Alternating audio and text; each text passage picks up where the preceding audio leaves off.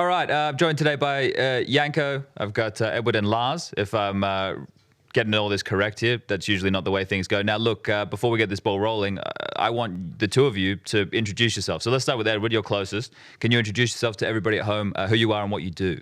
Sure. My name is Edward Cleveland. I am known as Mind Body Esports on Twitter, if people don't know who I am. And I am a mind-body medicine practitioner. So that is dealing with the mind, the body, everything from lifestyle, team and individual. And I've been in professional esports for over 6 years. Okay, thank you. Lars? My name is Lars Robbel. I'm a psychologist. I became psychologist rather late. I have a former career as a special forces officer for 25 years. So then I took up psychology and, well, I was first working 4 years with Stralis, and then moved to Vitality, where I'm now. Okay, perfect. I know that this was Janko's idea. He wanted to kind of dig into the brains here and see a little bit more of the nuance of what you guys bring to teams and whatnot. Because when I hear like, oh, mental coaches coming into Counter-Strike, didn't exist back in the day when I was playing. I just thought it was shrinks to deal with all the mental patient teammates I had. So that's what I was just like, yeah, they're gonna sort out all the crazy people. But there's more to it, right, Janko? Yeah, I think so. And I also feel that G2 and Vitality are a little bit similar with these current rosters. You know, they made changes at the beginning of last year to become #1. Like, they were fighting for that second spot. So I was wondering, you know, how do you help the players deal with that pressure and mostly the expectations that are really high, but, you know, if you keep thinking about it, you probably won't be able to perform on the highest level. Well, the preparation for the big games or the big tournaments start long before the tournament begins itself. It's from our part, it starts at the boot camp that we have every year on the beginning of the season, where we start, and it's a boot camp without computers, 3 days without computers, where we talk about values, the dreams, the strategy, and the culture.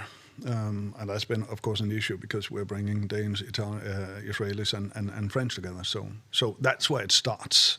But when you're getting close to the competition and the actual competition, then my main task is to get the athlete, the player, to be 100% in the here now. Okay, I love that. Yeah, especially the here now, be here now, right? I agree. The preparation for it's very different, perhaps, than the performance aspect of it, and having them come together as men, learning how to get along together, work together, learning who they are as humans, maybe outside the server. I echo that as well. They have to know each other outside the server and feel good together.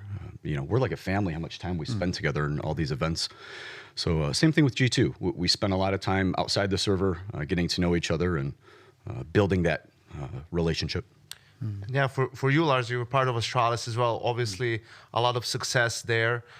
So how was it? You also mentioned, it's different now. You have French, Danish players, an Israeli player. So how big of a challenge is meshing those different nationalities and different cultures, basically?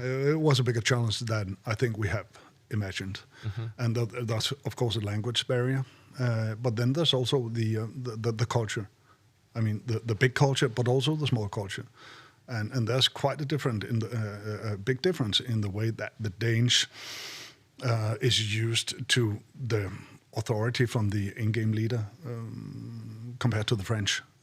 And that's so it's about not taking the one culture or the other culture, but create a joint third culture. That's been. Yeah, that right there is what I was going to kind of steer the conversation in the direction of, because like. Do you guys come in and instill what you think it should be, or do you look for what each individual brings to the table and how to get the most out of them and build? Because you're building a team, right? You're building what should be common values, but not everybody is going to play by the same rules. So how do you go about managing and putting all these different personalities together? I can't imagine that's very easy. No, not at all. It's a holistic process. You really need to meet people where they are. As Lars said, we have a Danish, obviously, with Huxi, with Rasmus as our in-game leader.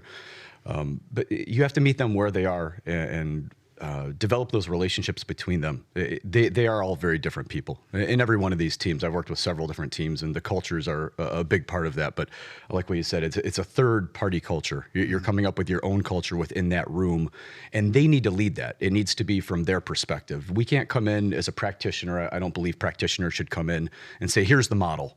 Right. The model needs to be created from the group. So it's a very holistic approach.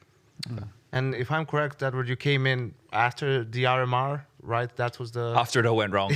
Yeah. I came in at the start of the ramp up. So how was that? I mean, the situation you came into, obviously, a massive disappointment, the biggest failure of some of the players' career, I think, fair to say, for someone like Nico, who's, always been an incredible player, but missing that team success. So talk to us a little bit about that process, coming into that sort of It was a unique moment. I came in right after Carlos left. It was like the week of, so he kind of left and I came in, and there was a lot of uncertainty, and uncertainty drives anxiety. So when we were looking back at the past, and I love that you said be here now already. I'm a big Ramdas guy. So when we were looking at the past and kind of living in the past, we couldn't carry that into the future, especially Nicola. And there's great things to bring into the present, and there's some things we need to leave in the past. So I think we kind of got down to the basics together. We redid the whole thing. We took it down to the bare bones. Said, what are we as a group? What are going to be our mantras? What do we need to do to start supporting each other and growing together? And luckily, Nicola and all of them were pretty open to it and willing. They allowed themselves to walk away from the past and start growing forward. I feel like with these... sorry.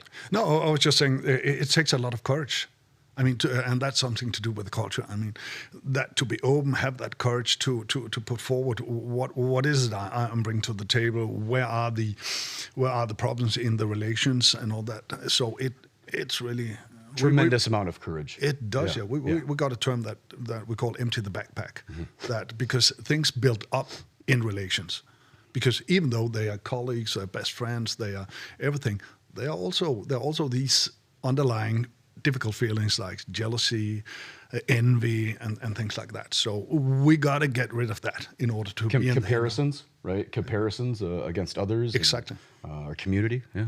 I with a lot of the stuff you're talking about now, like YNk and I are obviously on a bit more of the mature scale when we're talking the player base, and especially the players. Now we are, right? Yeah.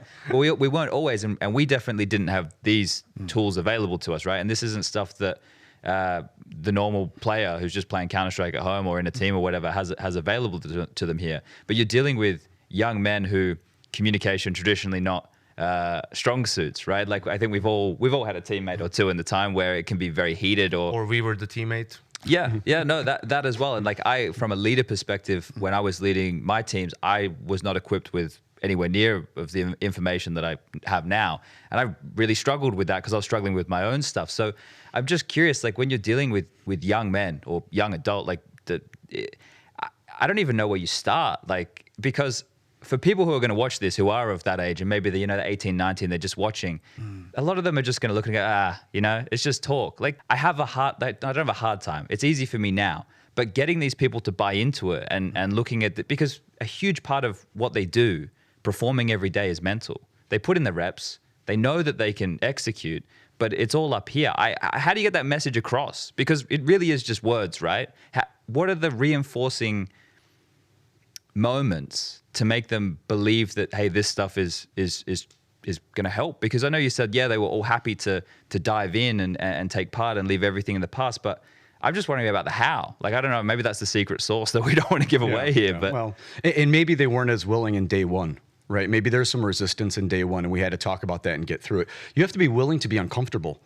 So many people are retreating into comfort within their lives. And if you want something really ambitious from yourself, if you want to really achieve something incredible, you have to be willing to seek out discomfort. You have to be willing to sit in discomfort. So I don't shy away from that. I don't mind us sitting and having the tough conversations and the courage that it takes to do that. We have to do that. If we have a common goal and we believe in it together, and it's a unified goal together, then that means we have to be willing to sit in that discomfort together, to go through it. But I also think it has to do with trying to get the team and the individuals to understand the dynamics of a group, the group dynamics, because it can be really reinforcing, but it can also be totally destroying. So, and a team, and it's important for them to understand that a team, or for us to understand, a team consists of individuals with individuals' needs, dreams, what I call conditions for functioning. I mean, what's important for me to be the best in my role, or to be the best version of myself, and share those things in order to, and then suddenly things starts to come together. But it has to be both that insight, but also some, what do you call it, easy tools, to focus on what you can control instead of what you can't control, and things like that, and then it starts building together. I think Chad's spot on. You know, we talk on the desk in the commentary. It's visible on the server when a team and players play with a lot of confidence, and we talk about confidence, consistency, and how half of the game is mental when it comes to the playoffs and the highest stage. And you know, for example, G2 at the moment seems like they're playing with a lot of confidence, but not arrogance, and that's a very fine line that you need to walk. So how do you really achieve that? You know, especially now when you're not even losing maps, and the games that you're winning are pretty one-sided as well. We are far more about each other right now than we are about ourselves. And it's a collective aspect. We are far more interested in taking care of one another than we are looking after ourselves in a lot of ways. And self-care and all these things are incredibly important, of course, but they've really given themselves like a willingness to be compassionate towards each other, to allow someone else to lead them. Incredible amount of trust.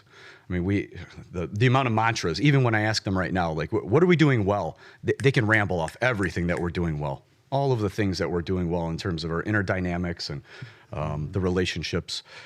It really is a willingness and a sacrifice, you know, that what I've seen them go through, all of them, that they're willing to allow themselves to be sacrificed for one another, for the betterment of the group.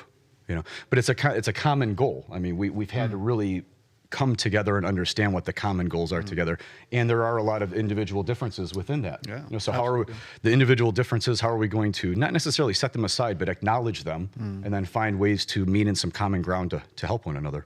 I think you're talking about common goal. We're working very much with the dream, and trying to get down to the feelings connected to the dream. And as you said, we share a common dream, but there are individual motives or motivations below that. So also get that into play. But you're talking about confidence and how to reach confidence. And I think one important thing is to also have a plan, and believe in the plan.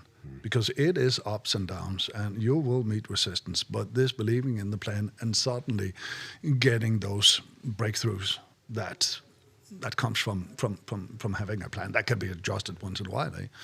So it's a really good point. I think in terms of trust of the plan, I mean, we have incredibly high trust in our plan. You know, we are very well prepared, Rasmus and Jan and the whole team, but great leadership, and then the trust in it. Yeah, things are not going to go as planned. Right? Things aren't going to go as planned. Nothing is, and we're going to rise to the occasion. No, and that creates uncertainty, and then it's about how do we handle that? How do we handle all the uncertainty? That's exactly right. Yep. Well, that's where I was going to go next. Like, is it your job to call out the bullshit, or are you just navigating through the difficult conversations so that they see the bullshit? Because I'm sure with people in a competitive environment, things get heated one way or another. How do you manage that side of things? It's both things. It's calling out the bullshit and just facilitating the bullshit coming out. So I like that. Facilitating. It is. I'll use that. I steal that. That's getting the backpack emptied, so to speak. Because there mustn't be. If we're going to be in the here and now, we can't have things under the table that destroys the focus. And we have a pretty direct group. I mean, you guys know these guys. They're really willing to say things to each other. So sometimes it's not the most tactful, but they're willing to share the information, and that's the first step. We need to acknowledge it. Then we can, sort it out afterwards. But we do have to put it out there for one another. I mean, I don't know how you have it in G2, but I think it's an overall challenge in the community, that because it's a young sport, and this having the self-understanding of the athletes. I call them athletes because they are athletes at this level. Absolutely. This self-understanding of them being their own weapon platform, so to speak, that and this understanding, I'm working a lot with the traditional sports at very high level, where they understand that, okay, nutrition everything where we can gain this 1% that can make the difference. That's quite natural, and I think we have a way to a ground to cover here. Quite a bit, sure. Well, and nutrition's kind of a good example, right? We still have to meet people where they are. We cannot. Yeah. I've been practicing nutrition for more than 15 years with athletes, and if I'm working with U.S. track and field, for instance, they might come in and say, Edward, tell me exactly what supplement to take. Tell me exactly what to eat, and we'll do blood work and all these things, and we can really narrow it down. But that's because that's what they want to do. You know, if somebody doesn't want to do something as a practitioner, it's very challenging to get them to understand it, even if they understand the science of it or something, right? Yeah. Even if they accept that. It has to be self-directed. They have to, that's why we co-create. It's not something that I'm doing or management's doing. It's something that we co-create. But it's a culture that we're going to change, eh? Of course, of course. And it takes time. And I like where you guys are taking this because, you know, in Astralis, they were one of the first teams to sort of elevate this.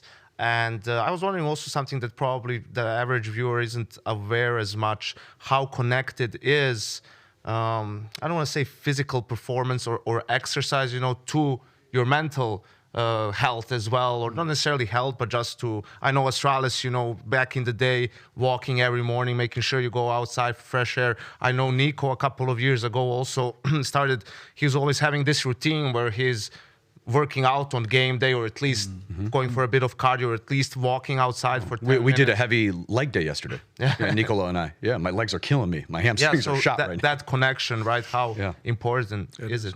Well, this is one system. This is one system. The wiring of this system and what's firing in this body, it's undeniable that the psychophysiology of it, the science of it's perfect, perfectly understood in some ways. That we need the body to be a part of this. You cannot sit there and be your best self if you're in fight and flight and if the body's not in a position to perform. Flow state requires the body. It's not just a mental thing. So the body has to be a part of it. But again, we can't take, if I try to put Ilya and Nicola on the same workout program, that's not going to work. or imagine Jan. I mean, we would love to get Jan in the gym with us, but so we do have to meet them where they are, and that outdoors, the outdoor aspect. Our warm-ups are so much about using our voice, seeing each other, smiling together, having it be something off the server, the sunlight and benefits. I mean, there's so many benefits from having something physical, but. Yeah, it has to be personalized. It can't just be a team thing. Maybe some team stretches and such can be team things. But you know, you really have to figure out where they are and what their motive is. But a precondition for that, and I agree with you, is that they understand the value of and the importance of it. Yes. And that's where I think in general we have well, we have to be educators to the scene. Exactly. That's really what we are. We're educators to the scene. You know, and they didn't grow up going through these things like traditional athletes, of course. So some of them are really interested in being educated. Yep. Some of them are, and some of them are less interested. But it is interesting to see the next wave, the next level, because now they got role models. They know that they can live like traditional athletes. They can live from this. They can make a living out of this. So it just takes, and I the old guys in the team or the older generation, they feel that now. They feel that now, and that could probably further ramp up the industry a little. Yeah, absolutely. So I think we're coming to the close of this little conversation here, but we could probably sit here all day. Really, I'm going to go hang out with Lars the rest of the day if he's available. I want to chat more. But I think you know, you guys are talking about being educators, and I think there's a lot of value that people can take from what you guys are saying. But if both of you had to direct something to not, you know, let's say budding professional players, the people at home who, you know, maybe 16, 17, whatever, they want to become a professional player. What are some things of advice that you could give them that would help put them on the right trajectory here to be a good teammate, a good leader, just a good individual to be a professional Counter-Strike player? Or just a good human, I suppose. Yeah, well, those are kind of the same thing in a lot of ways. Yeah. And I think what comes to my mind, but that's also because I've been talking about that, and that's on my mind at the moment, is to see themselves as athletes and not as gamers. I mean, if they want to make a professional career of that, and then buying into that, it takes where can we find the small percentage in order to enhance performance? I think that's, and then. One thing where I also think is very important, and that is to keep in mind my identity. Who am I when I'm not an esports athlete? Beautiful. Yeah, that is so important, and we need to help the players with that. I might need some help with that as well.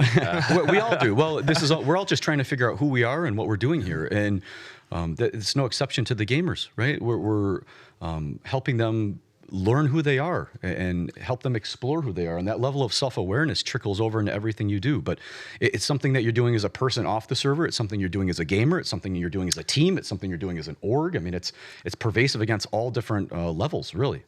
I think we got an application here. We got a huge application here because they put so many hours into this, and they start very young. Yeah. So and suddenly when their dream doesn't come through, it's scary because there's no alternative to keep on going, and that's why you see the. And how many of them realize the dream? It's a small percentage. Small percentage, right? Yeah. So we have to prepare them for all of the experiences. We do. Yeah. Well, so my last one is going to be, again, I thought this was the case with both G2 and Vitality last year, right? Vitality, obviously, it's forming an English-speaking team, which was new for all 5 players. G2 making changes to go from number 2 to number 1. And I felt the problem with both teams a little bit was impatience, right? You both were talking about the plan and believing in it. And that takes time. You know, when you're making a team from scratch and mixing things, you have to understand that things are going to go wrong before they go right, most likely. You know, the honeymoon period might exist, but that passes, and that's when you sort of hit that first wall. Would you agree that that's what, you know, is that the case? When I joined G2, that didn't feel like honeymoon. We did not feel like we were in a honeymoon phase. That was like coming out of a divorce type phase. You know, but yeah, we were in Copenhagen together, and then we went to Abu Dhabi. So we had a quick turnaround for us. Yeah, the players were understanding they weren't where they wanted to be. You know, and when you're not where you want to be, you have to look in the mirror and say, what do I need to do? What do I need to change and grow into here? I also think at G2 we have a wonderful management team, and they came in and said, guys, we trust in you. We believe in you. We believe in this in the long term. Let's exhale. Let's sit together in this. Let's be here together and allow this to kind of unfold naturally. We don't have to put so much pressure on ourselves. I think even being an outsider and watching G2, outsider meaning you know, someone on the outside, and witnessing G2 for these years, you could tell that there was a lot of pressure, community pressure, org pressure. There was a lot of pressure from everyone to kind of elevate into that. Real quickly, Ilya spent half of his life on the server, I think I heard last night, right? Half of his life. Crazy. And so we're taking care of these people as people. You know, it's half of their life. Yeah. How about for Vitality? Well, we had, I don't think we had a honeymoon period, but we struggled. We struggled more than we had anticipated, but we had also, we have a marvelous management with a lot of patience. And our big goal, and we dare to say, that's Paris. I mean, all the decisions we make, all the things that we choose, whether we put away, that's everything is pointing towards Paris. One day at a time till Paris. That's how we are too. One day at a time until Paris. That's what we're doing too. Exactly. All right. We create this, the road to Paris. Yeah. That's what we have. Awesome. Well, thank you for your time. Some great insights here. Really appreciating giving us this opportunity to chat to you and hear, you know, some of the workings behind both G2 and Vitality. Thank you.